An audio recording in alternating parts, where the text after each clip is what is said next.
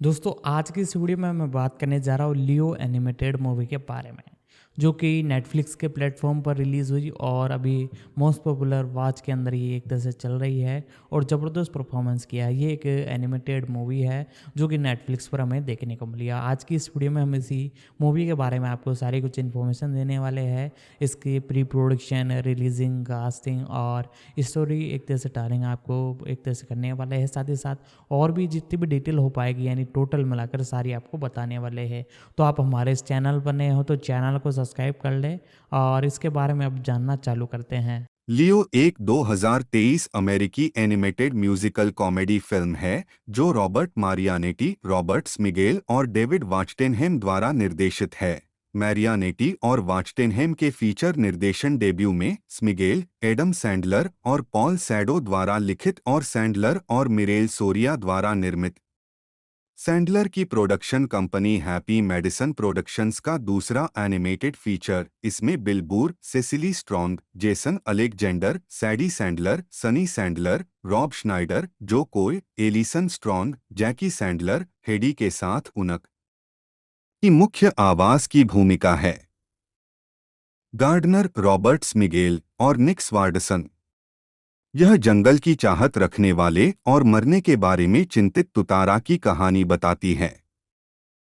लियो को आम तौर पर सकारात्मक समीक्षा के लिए नेटफ्लिक्स द्वारा 21 नवंबर 2023 को रिलीज किया गया था। कथानक: लंबे समय से क्लास के पालतू जानवर लियो टुटारा और स्क्वर्टल कछुआ फोर्ट मायर्स एलिमेंट्री स्कूल की 5वीं कक्षा की कक्षा में रहते हैं। अभिभावक शिक्षक सम्मेलन के दौरान 5वीं कक्षा की शिक्षिका श्रीमती सेलिनास अपने मातृत्व अवकाश की घोषणा करती हैं। लियो माता पिता में से एक को यह कहते हुए सुनता है कि टुटारस 75 वर्ष तक जीवित रहता है, और जब उसे पता चलता है कि वह 74 वर्ष का है और उसने अपने सपने पूरे नहीं किए हैं तो वह निराश हो जाता है। अगले दिन सख्त स्थानापन्न सुश्री मल्किन आती हैं और छात्रों द्वारा उनसे घृणा की जाती है। अत्यधिक बातूनी लड़की समर लियो को सप्ताहांत के लिए घर ले जाती है। भागने की कोशिश करते समय लियो ने गलती से समर को बताया कि वह बात कर सकता है और उसे सुझाव देता है कि वह सहपाठियों के साथ अपनी बातचीत को बेहतर बनाने के लिए और अधिक प्रश्न पूछे। परिणामस्वरूप ग्रीष्म ऋतु अधिक लोकप्रिय हो जाती है। प्रत्येक छात्र अंततः लियो को घर ले जाता है और उस पर विश्वास करता है। वह ज्ञान और सहायता प्रदान करता है जिससे प्रत्येक छात्र के जीवन में सुधार होता है। हालांकि लियो अनुरोध करता है कि प्रत्येक छात्र अपनी बात करने की क्षमता को दूसरों से गुप्त रखे। लियो को मिल रहे ध्यान से ईर्ष्यालु स्क्वर्टल ने उसे बेनकाब करने का फैसला किया। ठगा हुआ महसूस करते हुए वर्ग लियो की उपेक्षा करता है। सुश्री मैल्किन लियो को घर ले जाती हैं जब उन्हें पता चलता है कि वह बातचीत करता है और उनके छात्रों की मदद कर रहा है। लियो को पता चलता है कि उसने वास्तविक शिक्षक बनने का अपना सपना कभी पूरा नहीं किया और वह उसे सलाह देने का प्रयास करती है। अगले दिन छात्र अपने ऐतिहासिक पुनर्मूल्यांकन के साथ इतिहास मेला जीतते हैं। उनका पुरस्कार मैजिक लैंड पार्क की एक फील्ड यात्रा है। सारा श्रेय लेने की चाहत में सुश्री मैल्किन ने द एवरग्लेड्स में लियो को छोड़ दिया। जब छात्र लियो से माफी मांगने का फैसला करते हैं तो उन्हें पता चलता है कि वह गायब है। सुश्री मल्किन ने कक्षा को यह बताकर झूठ बोला कि लियो ने उन्हें छोड़ दिया है। जैसे ही छात्र मैजिक लैंड की यात्रा करते हैं, अपराध बोध से ग्रस्त स्क्वर्टल उन्हें पकड़ने के लिए छात्रों में से एक ड्रोन का उपयोग करता है और खुलासा करता है कि सुश्री मैल्किन ने झूठ बोला था, जिसे वह कबूल कर लेती है। छात्र और सुश्री मल्किन बस का अपहरण कर लेते हैं ताकि वे लियो को ढूंढ सकें। इस बीच लियो को जंगली तुतारा से पता चलता है कि वह 100 साल से अधिक उम्र तक जीवित रह सकता है, जिससे उसे फिर से ऊर्जा मिलती है। लियो को मगरमच्छों की एक मंडली से खतरा है लेकिन छात्रों द्वारा उसे बचा लिया जाता है।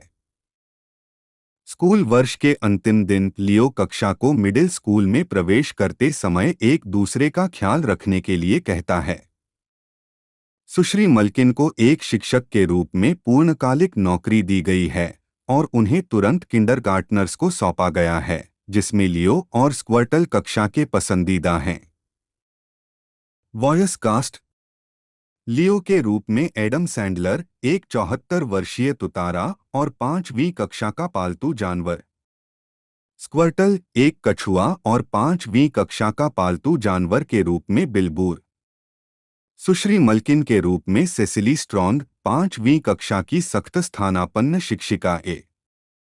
जयदा के पिता, एक त्वचा विशेषज्ञ के रूप में जेसन अलेक्जेंडर बी। रॉब श्नाइडर प्रिंसिपल के रूप में सी।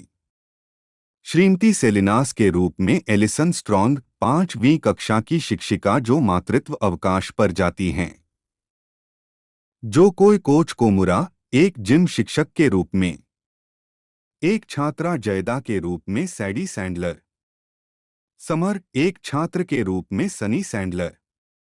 जेन, एक छात्र के रूप में कूल्टर इब्नेज। कोल के रूप में ब्रायंट टार्डी और कोरी जे टार्डी कोल की धीमी आवाज प्रदान करता है, जबकि कोरी जे कोल की ऊंची आवाज प्रदान करता है। डी एंथोनी के रूप में एथन्स मिगेल, एक वर्ग का दबंग बदमाश। स्काइलर के रूप में टीनिया सफको, एक छात्र जो जयदा के दोस्तों के समूह का हिस्सा है।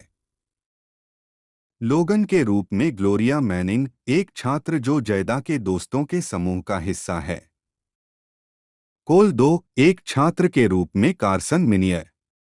ई रोइस मिगेल के रूप में एली, एक लड़का जिसे अक्सर उसके अति सुरक्षात्मक माता पिता द्वारा आश्रय दिया जाता है। बेंजी मिया के रूप में रीज लोरेस, एक हठीली छात्रा जो विज्ञान की जानकार है और उसके माता पिता का हाल ही में तलाक हुआ है। कबीर के रूप में बेंजामिन बोटानी, न्यूयॉर्क शहर से एक स्थानांतरण छात्र। टीजे के रूप में एल्डन लियाम फिलिप्सन, एक छात्र जिसने अपनी पीठ पर पहली बार बाल उगाए। जयदा की मां के रूप में जैकी सैंडलर। एली की मां के रूप में हेडी गार्डनर। रॉबर्ट्स मिगेल जैसा एक छोटा घोड़ा जो उन जानवरों में से है जिन्हें लियो ने जयदा की पार्टी में मुक्त किया था। एक ड्रोन जो अपने माता पिता की ओर से एली का पीछा करता है। पुरानी छिपकली एक। पुरानी छिपकली 3। सिनाबुन के रूप में निक स्वार्डसन, दूसरी कक्षा की कक्षा में एक खरगोश जिसका हर साल लगातार नाम बदला जाता है। लिलीना जॉय के रूप में हमस्टर बच्चा 1, हमस्टर बच्चा 3। विशेष स्वर एलिजा किम फीचर्ड वोकल्स के रूप में। स्काइलर की मां के रूप में स्टेफनी सू। एंथोनी के पिता के रूप में निकोलस टर्टुरो। उत्पादन मई 2016 में यह बताया गया कि Adam Sandler Happy Madison Productions के तहत एक एनिमेटेड फिल्म प्रोजेक्ट का निर्माण, लेखन और अभिनय करेंगे। उस समय एसटीएक्स एंटरटेनमेंट जुड़ा हुआ था। लियो नेटफ्लिक्स एनिमेशन के एनिमल लॉजिक द्वारा एनिमेटेड था। 3 फिल्म का स्कोर जोफ जानेली द्वारा तैयार किया गया था।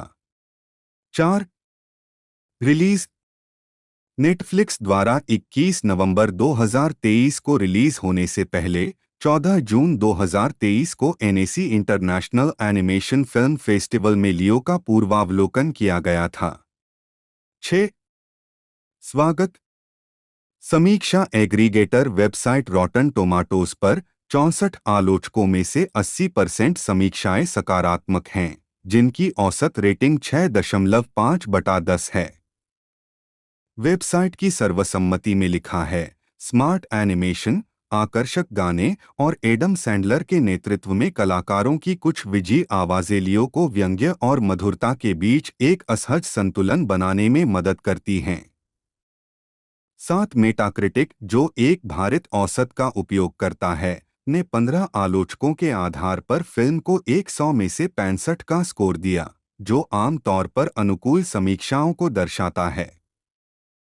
सैंडलर को विभिन्न मीडिया में कई बार संदर्भित किया गया है, जिसमें TV show the Simpsons, episode Monty Can't Buy Me Love, 46 Family Guy episode Stewroids, 47 और अन्य शामिल हैं। South Park episode You Are Getting Old, 48 उनका संदर्भ video game Half Life Opposing Force में भी दिया गया था। 49 HBO श्रृंखला एनिमल्स एपिसोड द ट्रायल में यह तय करने के लिए एक नकली अदालत का मामला दिखाया गया है कि सैंडलर या जिम कैरी बेहतर हास्य अभिनेता हैं या नहीं। 2021 में वोग ने किराना रन लुक को लोकप्रिय बनाने के लिए सैंडलर को वर्ष का फैशन आइकन नामित किया, जिसमें बड़े आकार की टी शर्ट, XXL पैंट और नाइके स्नीकर्स को एडम सैंडलर स्टाइल कहा गया। 50 मेंसवियर ब्रांड ओल्ड जूइश मेन शैली से प्रेरित बास्केटबॉल शॉर्ट्स की एक श्रृंखला बेचता है।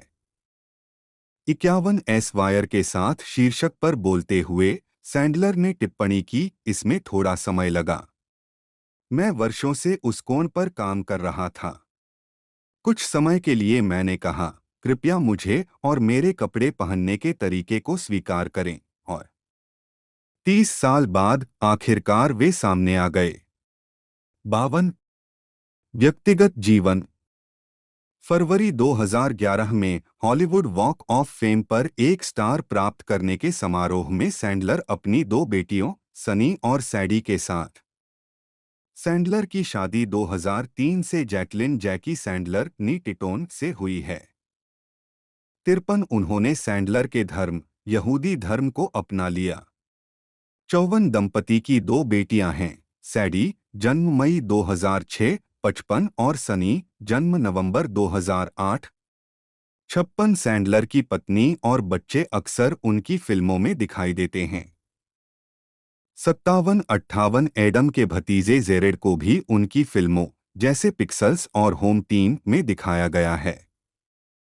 59 2007 में सैंडलर ने मैनचेस्टर, न्यू हैम्पशायर में अमेरिका के लड़कों और लड़कियों के क्लबों को $1 मिलियन का दान दिया। 60 सैंडलर ने सार्वजनिक रूप से अपने राजनीतिक झुकाव पर चर्चा नहीं की है। यह बताया गया है कि वह रिपब्लिकन के रूप में मतदान करने के लिए पंजीकृत हैं। उन्होंने 2004 के रिपब्लिकन नेशनल कन्वेंशन में प्रदर्शन किया और उन्होंने रूडी गिउलियानी के 2008 के राष्ट्रपति अभियान में $2100 का योगदान दिया, उस समय अनुमत अधिकतम राशि। मिरेल सोरिया जन्म 22 अप्रैल 1970 एक अमेरिकी फिल्म निर्माता हैं, जो ड्रीमवर्क्स एनिमेशन में उनकी कई फिल्मों में काम करने के लिए जाने जाते हैं। उन्होंने Spirit, Stallion of the Cimarron, एक Sinbad, Legend of the Seven Seas, Madagascar और इसके सीक्वल मेडागास्कर, एस्केप 2 अफ्रीका और Madagascar 3, Europe's Most Wanted 2, 3 Home और कैप्टन अंडरपैंट्स द का निर्माण किया। पहली महाकाव्य फिल्म। ड्रीमवर्क्स ने आर्थिक रूप से निराशाजनक फिल्मों की एक श्रृंखला देखने के बाद ड्रीमवर्क्स एनिमेशन ने 2015 की शुरुआत में सोरिया को फीचर एनिमेशन का सह अध्यक्ष नामित किया। बोनी अर्नोल्ड के साथ उन्हें DWA की नाटकीय रिलीज के रचनात्मक विकास और उत्पादन की देखरेख करने का काम सौंपा गया था। 4 हालांकि दिसंबर 2016 में सोरिया ने DWA में फीचर एनिमेशन के सह अध्यक्ष के रूप में अपनी भूमिका छोड़ दी और निर्माण में लौट आईं। 5 जुलाई 2017 में सोरिया को पैरामाउंट द्वारा अपने एनिमेशन डिवीजन पैरामाउंट एनिमेशन के अध्यक्ष के रूप में नियुक्त किया गया था। 6 सितंबर 2021 में उनकी जगह रैमसे नाइटो ने ले ली। निकोलस रोजर स्वार्डसन एक जन्म 9 अक्टूबर 1976 2-3 एक अमेरिकी अभिनेता, स्टैंड अप कॉमेडियन, पटकथा लेखक और निर्माता हैं। उन्हें कॉमेडी श्रृंखला रेनो 911 में टेरी बर्नार्डिनो के रूप में उनकी आवर्ती भूमिका के लिए जाना जाता है। एडम सैंडलर के हैप्पी मेडिसन प्रोडक्शंस के साथ उनके काम के लिए और उनकी अपनी निजी स्केच कॉमेडी श्रृंखला निक स्वार्डसन की प्रेटेंड टाइम के लिए। 4-5-6 उन्होंने Bucky Larson, born to be a star और 30 मिनट्स और लेस 2011 फिल्मों में भी मुख्य भूमिकाएं निभाईं। प्रारंभिक जीवन। मिनियापोलिस सेंट पॉल क्षेत्र के मूल निवासी स्वार्डसन का जन्म पामेला और रोजर एरिक स्वार्डसन से हुआ था और वह 3 भाई बहनों में सबसे छोटे हैं। उनकी एक बहन राचेल और एक भाई जॉन है। 7-8-9 रोजर स्वार्डसन 19342003 एक संपादक और पत्रकार थे। उन्होंने सिंसिनाटी इंक्वायरर और सिटी पेज जैसे प्रकाशनों के लिए लिखा था। साथ ही उन्होंने पूर्व सेंट पॉल सामुदायिक समाचार पत्र ग्रैंड गजेट की स्थापना भी की थी।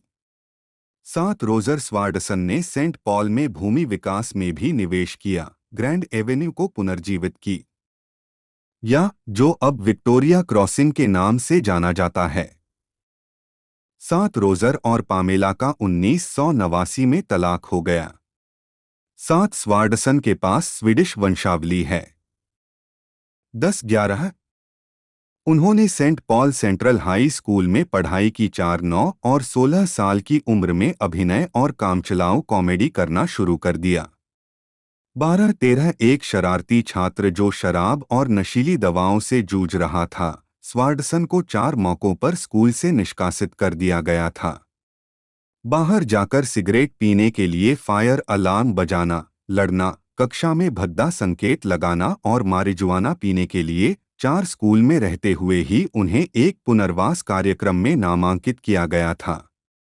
4 1996 में स्नातक होने के बाद स्वार्डसन ने कॉलेज जाने के बजाय स्टैंड अप कॉमेडी करने का फैसला किया।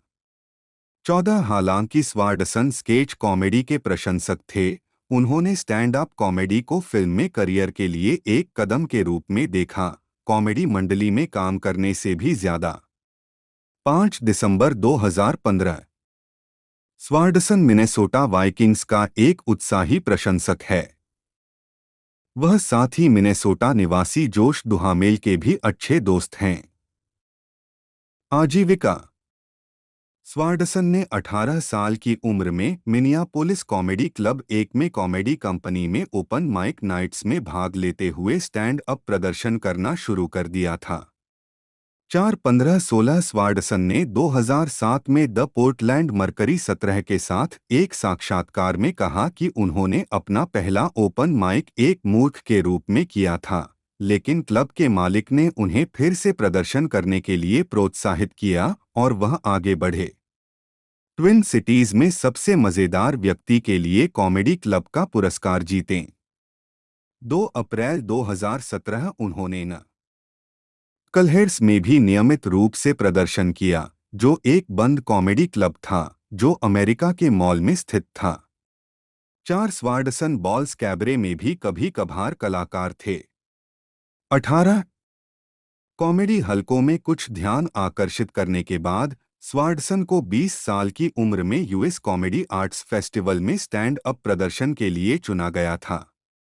4-12 यह उत्सव, जो 2007 तक एस्पेन, कोलोराडो में आयोजित किया जाता था, एक वार्षिक उत्सव था जिसमें मनोरंजन के अंदरूनी लोग भाग लेते थे और यह कॉमिक्स और हास्य अभिनेताओं के लिए उद्योग में अनुभव प्राप्त करने का एक स्थान था।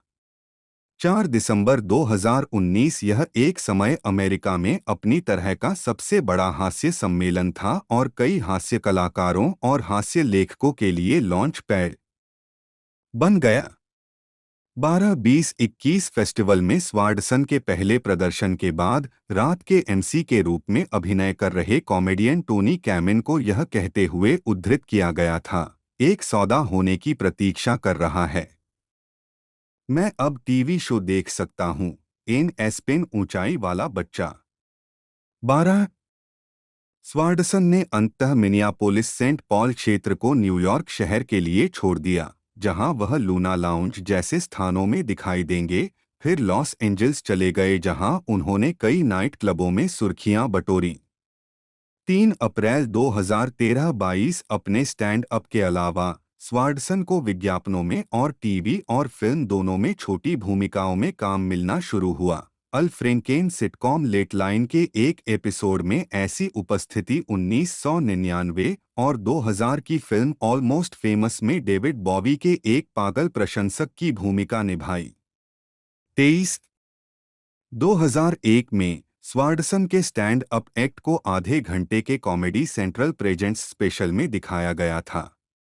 4/13 वह 2006 में दूसरी बार शो में दिखाई दिए एक प्रदर्शन जिसे 2008 में रिलीज डीवीडी संकलन the best of comedy central presents uncensored 2 में दिखाया गया था।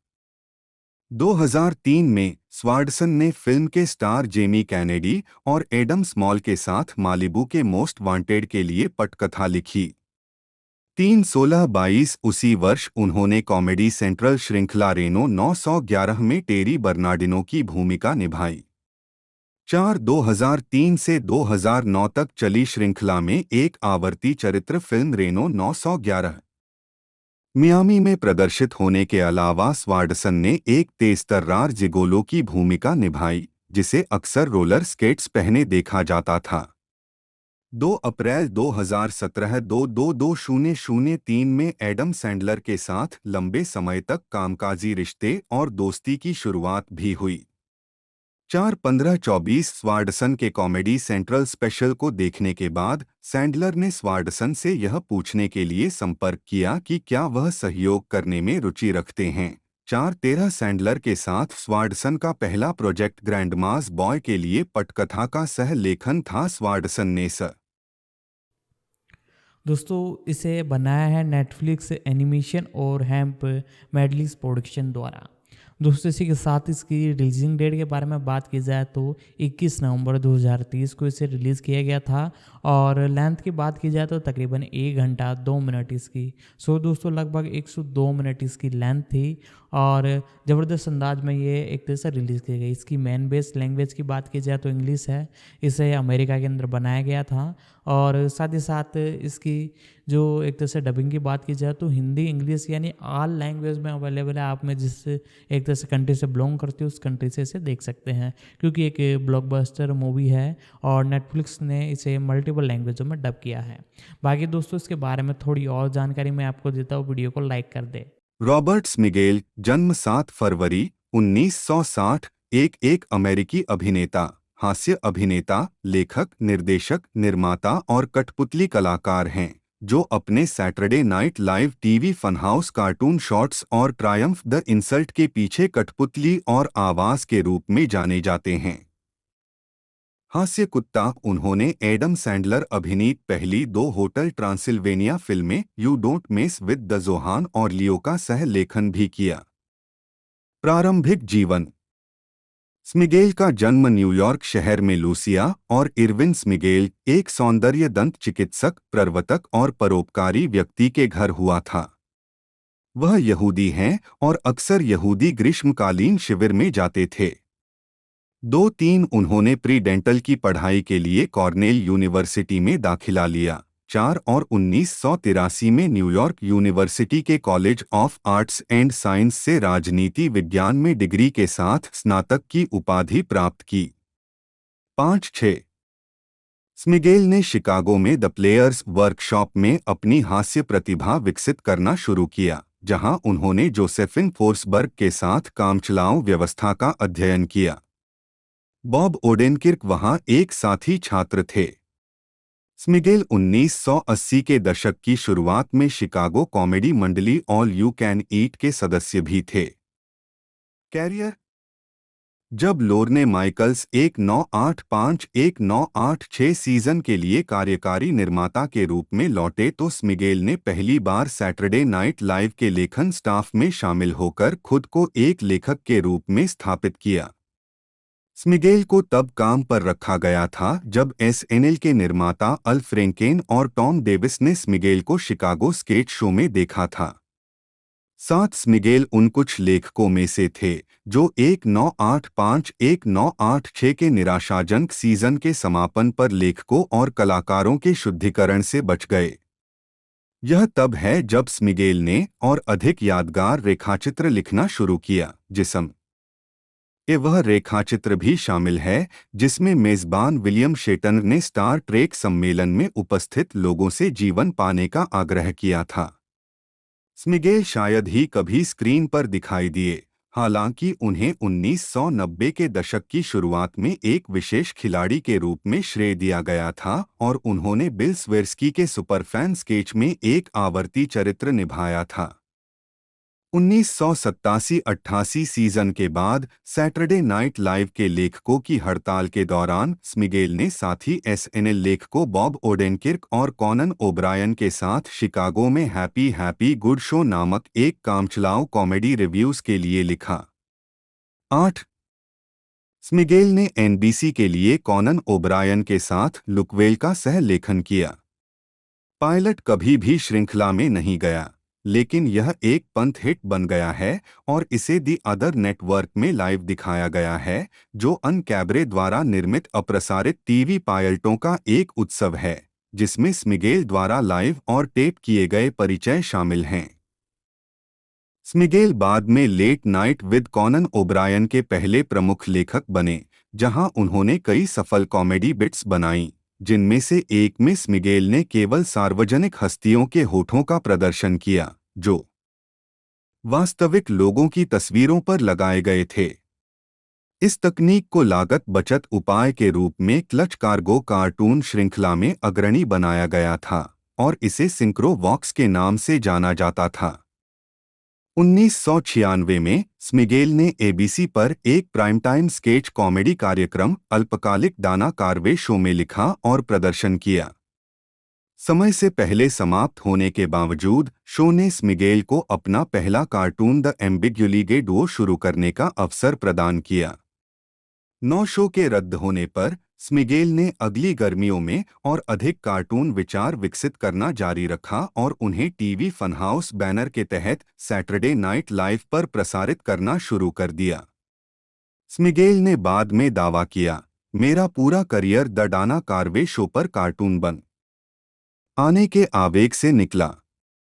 10 रॉबर्ट स्मिगेल ने Triumph the insult comic dog का प्रदर्शन किया। हालांकि स्मिगेल की सबसे प्रसिद्ध रचना बेईमानी से बोलने वाली कठपुतली Triumph the insult comic dog होगी, जो बोर्स्ट बेल्ट कॉमेडियन की शैली में मशहूर हस्तियों और अन्य लोगों का बेरहमी से मजाक उड़ाती है। इस किरदार की शुरुआत फरवरी 1997 में late night with Conan O'Brien से हुई और यह आने वाले कई वर्षों तक शो के साथ साथ अन्य शो में भी दिखाई देता रहेगा। स्मिगेल ने टीवी फनहाउस शीर्षक के तहत लघु एनिमेटेड खंडों का निर्माण करके सैटरडे नाइट लाइव पर खुद को स्थापित करना जारी रखा, जो आमतौर पर सार्वजनिक हस्तियों और लोकप्रिय संस्कृति पर व्यंग्य करता है। इसने कॉमेडी सेंट्रल पर एक टीवी शो शुरू किया जिसमें कठपुतलियों, एनिमेशन और लघु रेखाचित्रों का मिश्रण था, हालांकि केवल 8 एपिसोड प्रसारित किए गए थे 2000-2001 की सर्दियों के दौरान। स्मिगेल कभी कभी फिल्मों में दिखाई देते हैं, आमतौर पर एडम सैंडलर जैसे एसएनएल दिग्गजों के साथ। साक्षात्कारों के अनुसार स्मिगेल ने लिटिल निकी और द वेडिंग सिंगर की स्क्रिप्ट तैयार करने में मदद की। स्मिगेल ने वेंस वर्ल्ड 2 में साथी एसएनएल लेखक बॉब ओडेनकिर्क के साथ एरोस्मिथ कॉन्सर्ट में मंच के पीछे एक बेवकूफ के रूप में अभिनय किया। उनके योगदान को श्रेय नहीं दिया गया। 2000 में उन्होंने लिटिल निकी में मिस्टर बीफी नाम के एक ऋषि बुलडॉग को आवाज दी। स्मिगेल ने एडम सैंडलर और जुड अपाटो के साथ मिलकर film you don't mess with the Zohan की पटकथा लिखी, जिसमें स्मिगेल ने एक इजरायली इलेक्ट्रॉनिक्स सेल्समैन योसी की भूमिका निभाई। स्मिगेल भी फिल्म के कार्यकारी निर्माताओं में से एक हैं, जो सैंडलर के साथ उनके लगातार सहयोग के बावजूद उनके लिए पहली बार है।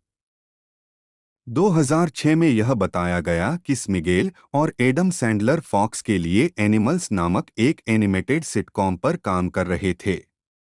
फॉक्स ने शो को लेकर कोई आधिकारिक बयान नहीं दिया है। 11 इसके अतिरिक्त स्मिगेल ने एडम सैंडलर की film I now pronounce you Chuck में एक समलैंगिक मिलमैन की भूमिका निभाई और कर्ब योर उत्साह के मिस्टर सॉफ्टी एपिसोड में लैरी और यारी द मैकेनिक की भूमिका निभाई। 12 उन्होंने रोबोट चिकन, स्टार वार्स के पहले एपिसोड मेरे और स्टार वार्स चरित्र सम्राट पाल्पटीन की पैरोडी को आवाज दी, साथ ही एक्वा टीन हंगर फोर्स के इसी नाम के एपिसोड में मॉन्स्टर 100 को आवाज दी। वर्तमान में न्यूयॉर्क में रहते हुए उन्होंने होटल ट्रांसिल्वेनिया 2012 और होटल ट्रांसिल्वेनिया 2015 फिल्मों का सहलेखन और सह कार्यकारी निर्माण किया, जिसमें उन्होंने क्रमशः ड्रैकुला के नकली संस्करण मार्टी और हैरी 3 को आवाज दी। FX शो लुई के 5वें सीजन में स्मिगेल को कॉप स्टोरी एपिसोड में एक कहानी का श्रेय मिला, जो कि शो में दिखाई देने वाली घटना के समान ही था, जो वास्तव में उसके साथ हुआ था। स्मिगेल के दौरान अपने अपार्टमेंट में रोने वाले पुलिसकर्मी के लिए बाहर गया, गायब बंदूक पाई और उसे घर ले आया, इस डर से कि कोई देख लेगा।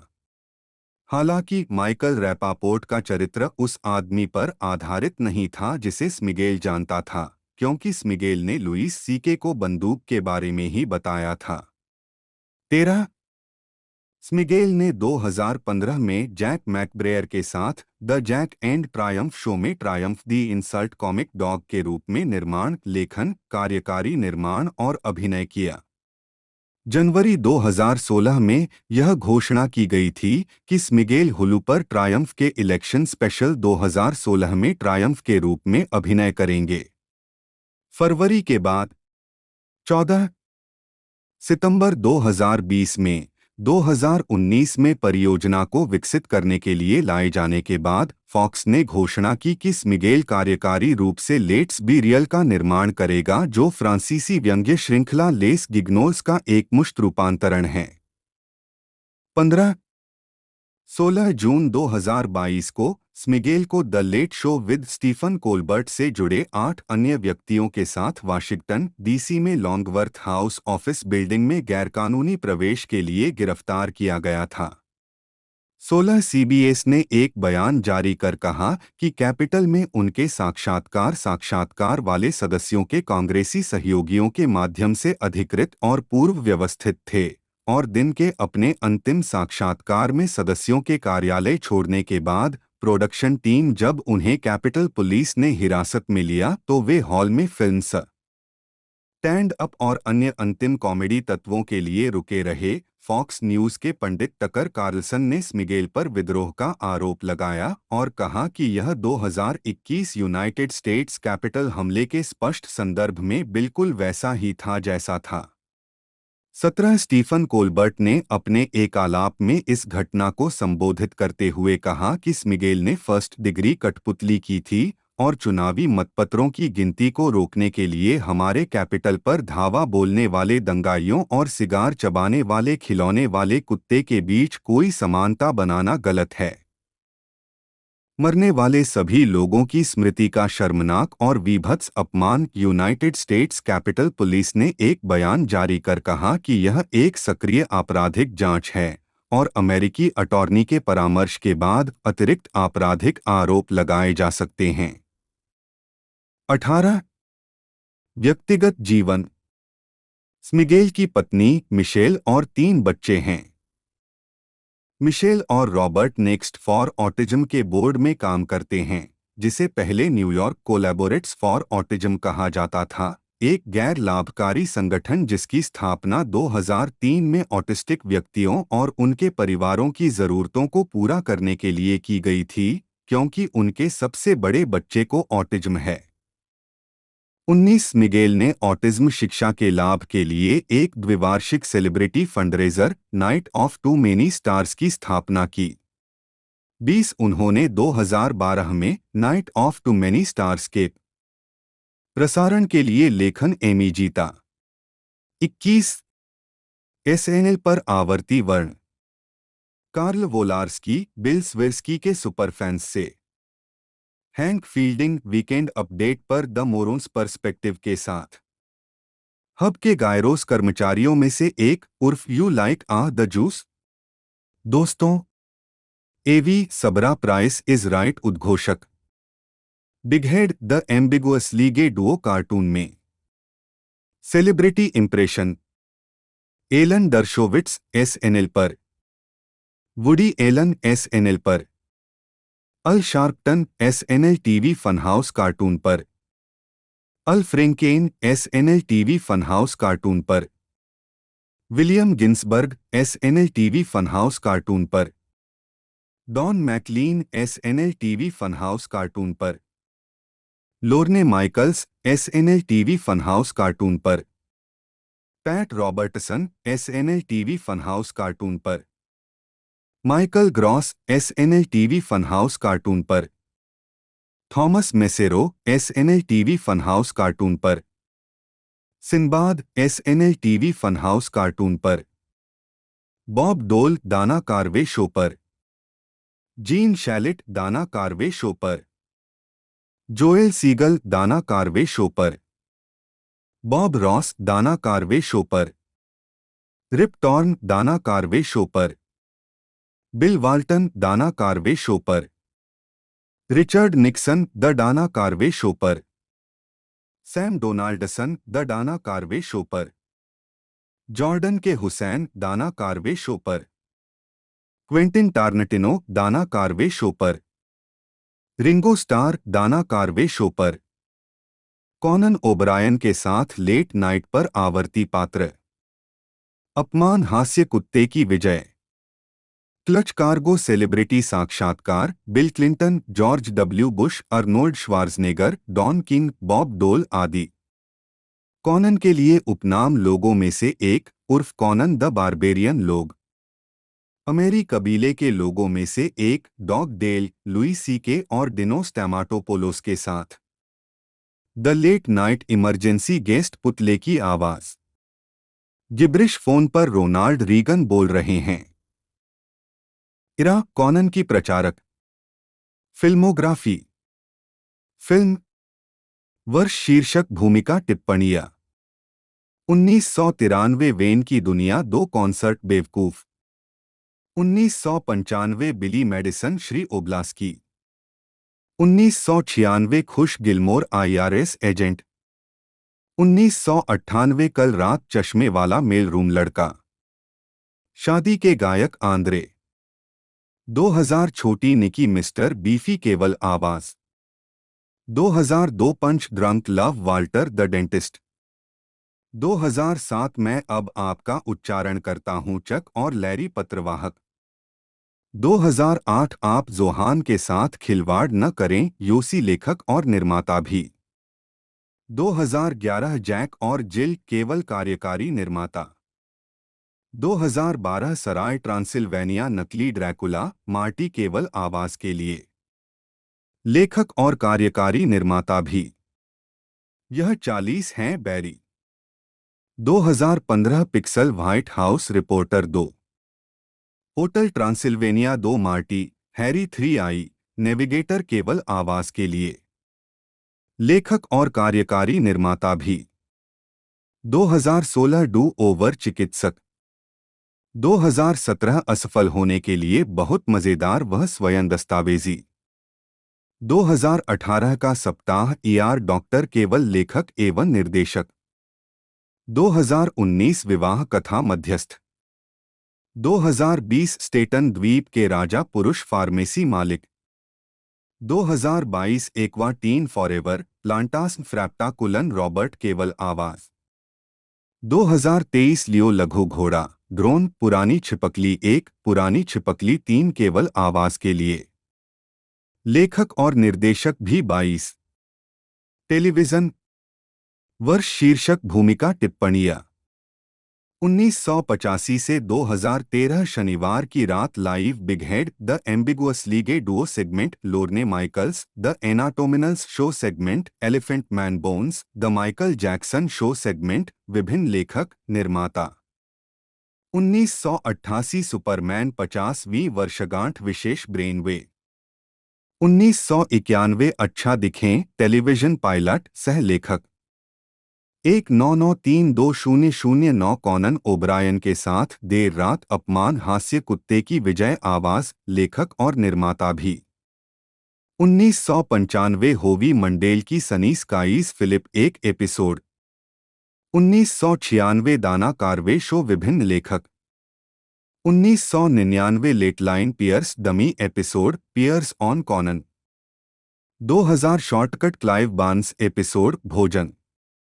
2000-2001 TV Funhouse Fogey Jabu Rocky Terrence Wonderman बटा हेनरी मूर वंडरमैन खंड कथावाचक वंडरमैन और निमोनिक्स आपका प्रिय प्रिय मित्र खंड विभिन्न आवाज निर्माता लेखक और निर्माता भी।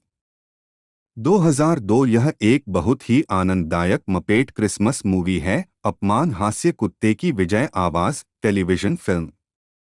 2003-2007 क्रैंक यैंकर्स वकील समीर जॉन टियर्नी 3 एपिसोड। 2003 से 2017 बहुत सारे सितारों की रात स्वयं बटा अपमानित हास्य कुत्ते की विजय टेलीविजन विशेष लेखक और कार्यकारी निर्माता भी।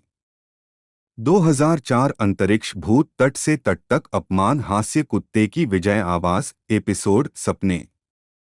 2005 कमजोर विकास मदरबॉय सदस्य episode Motherboy XXX। 2007 Robot Chicken Star Wars Palpatine parody Ray आवाज। 2008 लुइस ब्लैक की सभी बुराइयों की जड़ अपमान हास्य कुत्ते की विजय आवाज एपिसोड एनआरए बनाम पेटा।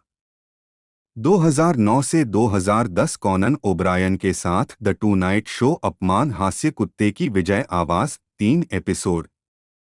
2009 स्पंजबॉब स्क्वायर पैंट अपमान हास्य कुत्ते की विजय आवाज एपिसोड स्पंजबॉब का सच या वर्ग। 2010 aqua tin hunger force 100 episode 100। 2011 अपने उत्साह को नियंत्रित रखें यारी एपिसोड मिस्टर सोफ्टी। 2011 से 2016 कॉनन विभिन्न 11 एपिसोड। 2012 से 2015 बॉब के बर्गर यूली सुरक्षा गार्ड आवर्ती भूमिका। 2013 एक्वाबैट्स सुपर शो क्रैम्पस आवाज episode Christmas with the Aquabats. 2015 Jack and Triumph Show अपमान हास्य कुत्ते की विजय आवाज निर्माता लेखक और कार्यकारी निर्माता भी। लुई एपिसोड कॉप स्टोरी कहानी। Jim Gaffigan Show Corey episode Red Velvet if you please जिनमें बाद के 3 को स्थान दिया गया है। करियर की प्रमुख झलकियां 6 उन्होंने 8 क्रेजी नाइट्स 2002 में डेवी वाइटी और एलेनोर और होटल ट्रांसिल्वेनिया फ्रेंचाइजी 2012-2018 की पहली 3 फिल्मों में ड्रैकुला को भी आवाज दी। जैक एंड जिल 2011 जैसी कई सैंडलर कॉमेडीज की निंदा की गई जिसके परिणामस्वरूप 9 गोल्डन रास्पबेरी पुरस्कार और 37 रास्पबेरी पुरस्कार नामांकन प्राप्त हुए जो सिल्वेस्टर स्टेलोन को छोड़कर किसी भी अभिनेता से अधिक है। प्रारंभिक जीवन सैंडलर का जन्म 9 सितंबर 1966 को ब्रुकलिन न्यूयॉर्क में हुआ था। 7 जूडिथ जूडी नी लेविन एक नर्सरी स्कूल शिक्षक और स्टेनली सैंडलर एक इलेक्ट्रिकल इंजीनियर के घर। 7 उनका परिवार यहूदी है और दोनों तरफ के यहूदी रूसी प्रवासियों के वंशज हैं। 8 सितंबर 2010 6 साल की उम्र में वहां जाने के बाद सैंडलर मैनचेस्टर न्यू हैम्पशायर में पले बढ़े। 11 उन्होंने मैनचेस्टर सेंट्रल हाई स्कूल में पढ़ाई की। एक किशोर के रूप में सैंडलर एक यहूदी युवा समूह बीबीवाईओ में थे। उन्होंने 1988 में न्यूयॉर्क यूनिवर्सिटी के टिश स्कूल ऑफ आर्ट्स से स्नातक की उपाधि प्राप्त की।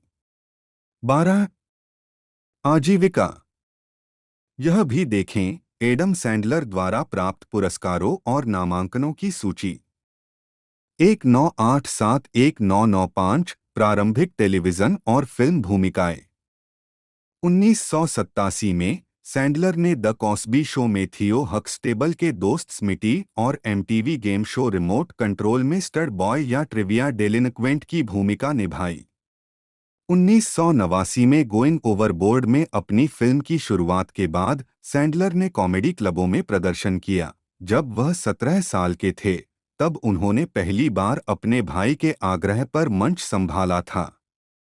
उन्हें कॉमेडियन डेनिस मिलर ने खोजा था, जिन्होंने लॉस एंजल्स में सैंडलर के अभिनय को पकड़ा और शनिवार को उनकी सिफारिश की। नाइट लाइव निर्माता लोर्ने माइकल्स सैंडलर को 199 शून्य में एसएनएल के लिए एक लेखक के रूप में नियुक्त किया गया था और अगले वर्ष वह एक विशेष खिलाड़ी बन गए। उन्होंने शो में द थैंक्सगिविंग सॉन्ग और द चानुका सॉन्ग सहित मनोरंजक मूल गीतों का प्रदर्शन करके अपना नाम कमाया। 13 सैंडलर ने द टू नाइट शो में कॉनन ओब्रायन को बताया कि एनबीसी ने उन्हें और क्रिस फार्ले को 1995 में शो से निकाल दिया था। सैंडलर ने 2019 में शो की मेजबानी के लिए लौटने पर अपने मोनोलॉग के हिस्से के रूप में अपनी फायरिंग का इस्तेमाल किया। 14-15 1993 में Adam Sandler Farley, David Spade, Dan Aykroyd, Phil Hartman और जेन कर्टिन के साथ फिल्म कोनहेड्स में दिखाई दिए।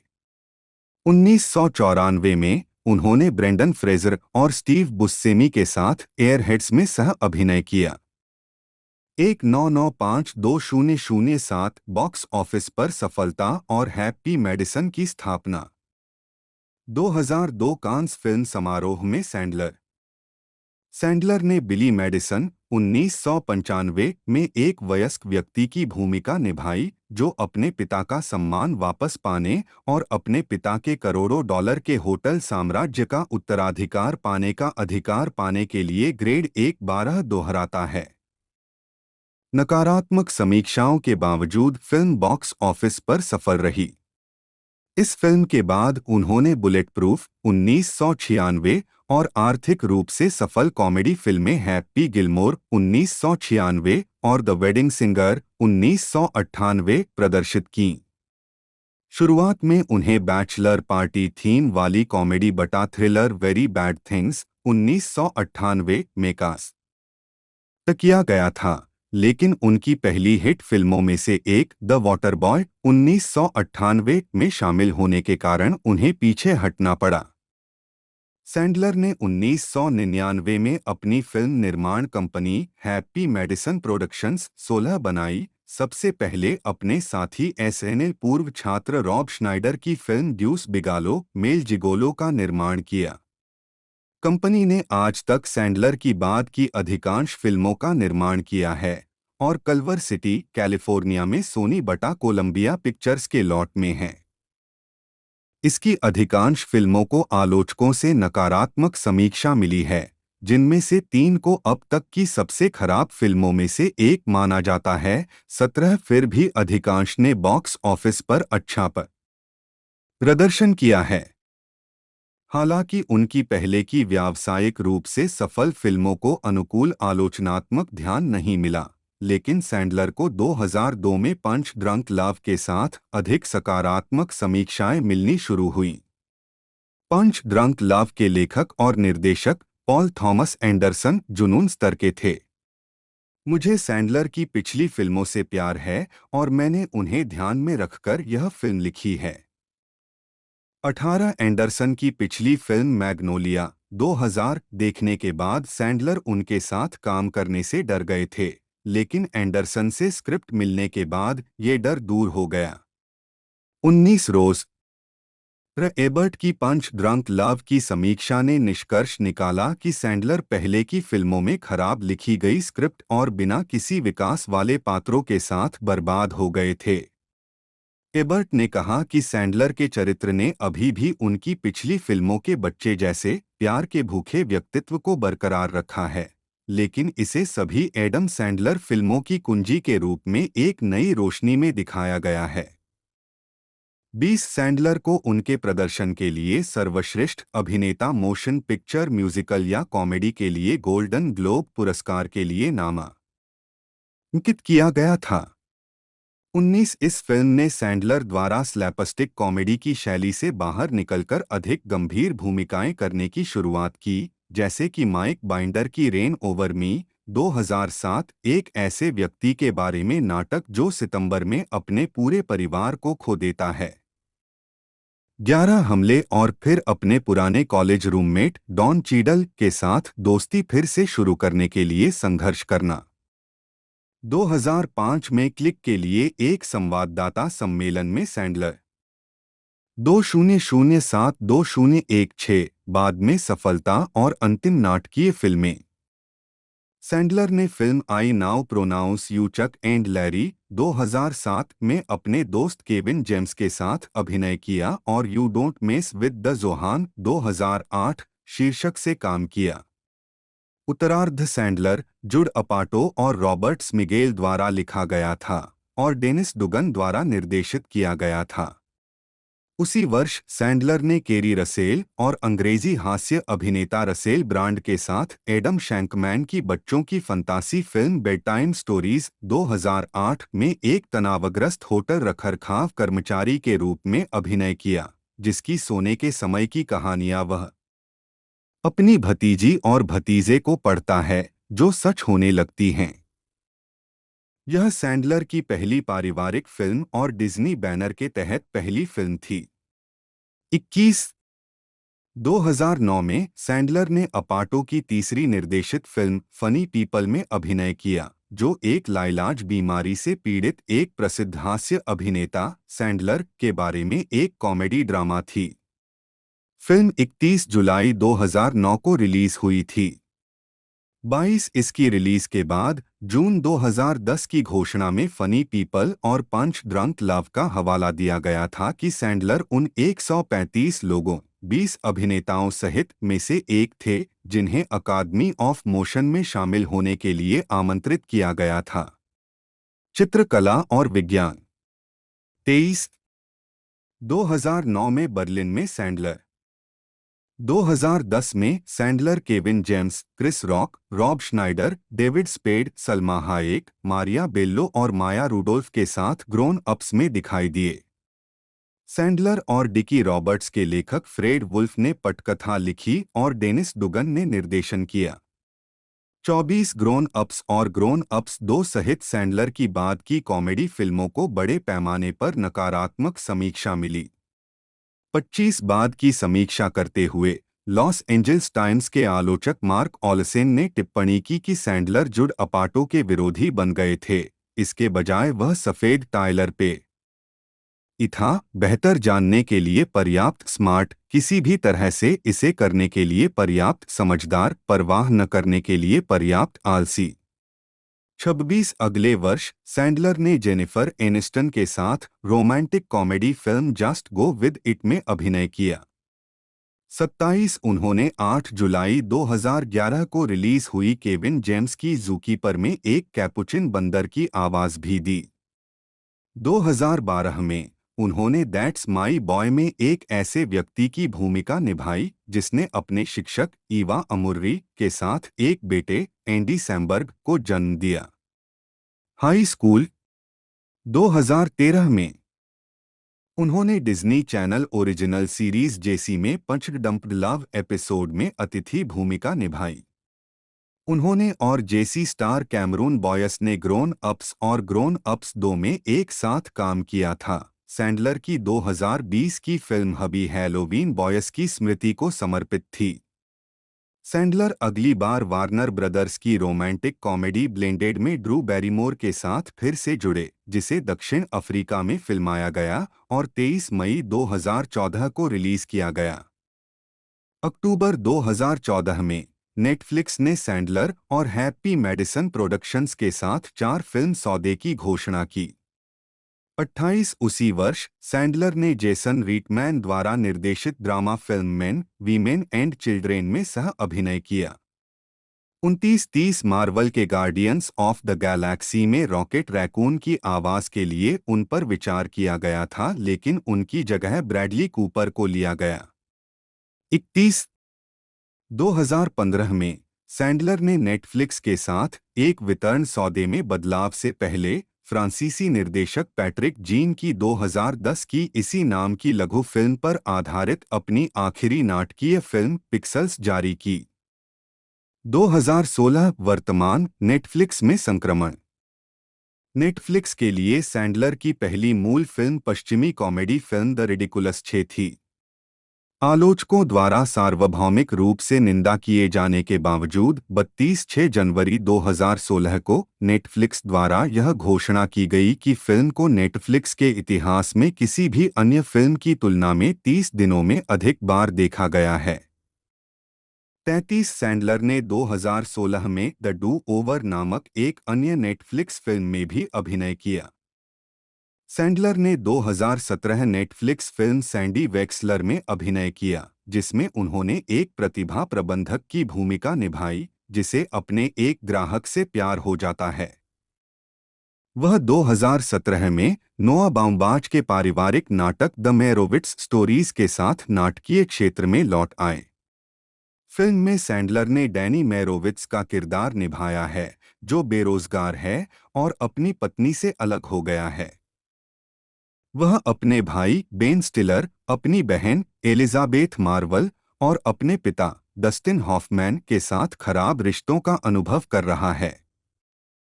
फिल्म का प्रीमियर 2017 के कांस फिल्म फेस्टिवल में पाल्मे डियोर की प्रतियोगिता में हुआ, जहां उनके प्रदर्शन को आलोचकों से अनुकूल नोटिस मिला। 5 वैरायटी के फिल्म समीक्षक पीटर डेब्रूज ने उनके प्रदर्शन के बारे में लिखा, बिना किसी परेशानी के सैंडलर को अभिनय करने के लिए मजबूर किया जाता है और यह देखना एक शानदार बात है। 34 2014 टोरंटो अंतर्राष्ट्रीय फिल्म महोत्सव में पुरुष, महिला और बच्चे के प्रीमियर के लिए सैंडलर। 2018 में सैंडलर ने क्रिस रॉक के साथ नेटफ्लिक्स फिल्म द वीक में अभिनय किया। उन्होंने Netflix stand up special 100% fresh में भी अभिनय किया, जो उनकी कंपनी के नेटफ्लिक्स सौदे का हिस्सा था और 2 दशकों में उनकी पहली स्टैंड अप फिल्म थी। विशेष का निर्देशन लंबे समय से सहयोगी स्टीवन ब्रिल द्वारा किया गया था, जबकि विशेष के कुछ हिस्सों को पॉल थॉमस एंडरसन द्वारा फिल्माया गया था, जो 16 साल पहले पंच ड्रंक लव के बाद सैंडलर के साथ उनका पहला प्रोजेक्ट था। 35 4 मई 2019 को सैंडलर ने सैटरडे नाइट लाइव के मेजबान के रूप में अपनी पहली उपस्थिति दर्ज की और अपने दोस्त और साथी पूर्व कलाकार क्रिस फार्ले को श्रद्धांजलि के साथ एपिसोड को समाप्त किया। 36 सैंडलर को उनके होस्टिंग कार्यकाल के लिए कॉमेडी सीरीज नामांकन में उत्कृष्ट अतिथि अभिनेता के लिए प्राइम टाइम एमी पुरस्कार मिला। जून 2019 में उन्होंने नेटफ्लिक्स फिल्म मर्डर मिस्ट्री में जेनिफर एनिस्टन के साथ अभिनय किया, जिसने कंपनी के इतिहास में सबसे बड़े शुरुआती सप्ताहांत का रिकॉर्ड तोड़ दिया। 37 दिसंबर 2019 में सैंडलर ने सफी ब्रदर्स द्वारा निर्देशित crime thriller drama uncut James में अभिनय किया। 38 फिल्म और सैंडलर के अभिनय को आलोचनात्मक प्रशंसा मिली और आलोचकों से साल के अंत में कई पुरस्कार मिले, जिन्होंने इस भूमिका को सैंडलर के करियर की सर्वश्रेष्ठ भूमिका के रूप में देखा, जिसके लिए उन्होंने सर्वश्रेष्ठ पुरुष नायक के लिए इंडिपेंडेंट स्पिरिट अवार्ड अर्जित किया। 39-40 जनवरी 2020 में नेटफ्लिक्स ने हैप्पी मेडिसन प्रोडक्शंस के साथ $275 मिलियन तक की नई 4 फिल्म डील की घोषणा की। 41 सैंडलर ने 2020 नेटफ्लिक्स फिल्म हबी हैलोवीन में अभिनय किया और लिखा। इसके अलावा उन्होंने नेटफ्लिक्स के नए animated coming of age musical Leo में लियो द लिजर्ड को आवाज दी। 42 सैंडलर ने 2022 की स्पोर्ट्स ड्रामा फिल्म हसल का निर्माण और अभिनय किया, जिसे आलोचकों की प्रशंसा मिली। फिल्म में उनके प्रदर्शन की बार बार प्रशंसा की गई। 43 और उन्हें स्क्रीन एक्टर्स गिल्ड अवार्ड के लिए नामांकन मिला। 44-19 मार्च 2023 को सैंडलर को अमेरिकी हास्य के लिए कैनेडी सेंटर के मार्क ट्वेन पुरस्कार से सम्मानित किया गया। Ben Stiller, Conan O'Brien, Dana Carvey और जुड अपाटो सहित सैंडलर के कई दोस्तों और साथी कलाकारों ने इस कार्यक्रम में बात की। जेफरी जानेली, जन्म 28 सितंबर 1974, एक अमेरिकी संगीतकार हैं जो मुख्य रूप से फिल्म, टेलीविजन और वीडियो गेम स्कोर के माध्यम में काम करते हैं। उनका शुरुआती करियर कई ब्लॉकबस्टर फिल्मों सहित Hans Zimmer, John Powell, Harry Gregson Williams और स्टीव जैबलॉन्स्की द्वारा लिखित लगभग 30 फिल्म स्कोर पर अतिरिक्त संगीत देने के लिए उल्लेखनीय था। उसके बाद से उन्होंने और अधिक एकल काम करना शुरू कर दिया है और लघु श्रृंखला इनटू द वेस्ट में अपने स्कोर के लिए सीमित श्रृंखला, मूवी या विशेष के लिए उत्कृष्ट संगीत रचना के लिए प्राइम टाइम एमी पुरस्कार जीता है। फिल्म और टेलीविजन स्कोर के अलावा जानेली रिकॉर्डिंग कलाकारों Steve Martin, Edie Brickell, Robbie Williams, the Webb Sisters, Mist और स्टोरी ऑफ द ईयर के लिए लेखन व्यवस्था के साथ भी काम करती है। उन्हें रिकॉर्डिंग कलाकार पिंक के गीत आई एम नॉट डेड में गिटार वादक बटा बास वादक बटा कीबोर्ड वादक के रूप में श्रेय दिया जाता है। एक जीवन और कैरियर। जानेली का जन्म 28 सितंबर 1974 को वेस्टमिंस्टर, कैलिफोर्निया में हुआ था। उन्होंने 1996 में बर्कली कॉलेज ऑफ म्यूजिक से स्नातक की उपाधि प्राप्त की। 1994 में 19 साल की उम्र में जेनेली की मुलाकात हंस जिमर से हुई। उन्हें एक होनहार युवा प्रतिभा मानते हुए जिमर ने उन्हें अपने फिल्म संगीतकारों के समूह में शामिल होने के लिए लॉस एंजल्स में आमंत्रित किया। जेनेली ने गोल्डफिंगर के पहले एल्बम के साथ साथ द प्रीचर्स वाइफ के लिए जिमर के स्कोर पर एक इंजीनियर के रूप में काम किया। 4 जेनेली के अनुभव और सहयोग की इच्छा ने उन्हें ब्रिटिश संगीतकार जॉन पॉवेल के साथ उनकी पहली हॉलीवुड फीचर फेस बटा ऑफ पर काम करने के लिए प्रेरित किया। अगले वर्षों में उन्होंने पॉवेल, हंस जिमर, हैरी ग्रेगसन विलियम्स और स्टीव जाब्लॉन्स्की के साथ कई फीचर फिल्मों में रचना करते हुए अपने स्कोरिंग करियर की नींव रखी, जिनमें शामिल हैं pirates of the Caribbean, the curse of the black pearl, pirates of the Caribbean, on stranger tides, Rango और golden globe, the last samurai और पर्ल हार्बर के लिए नामांकित स्कोर।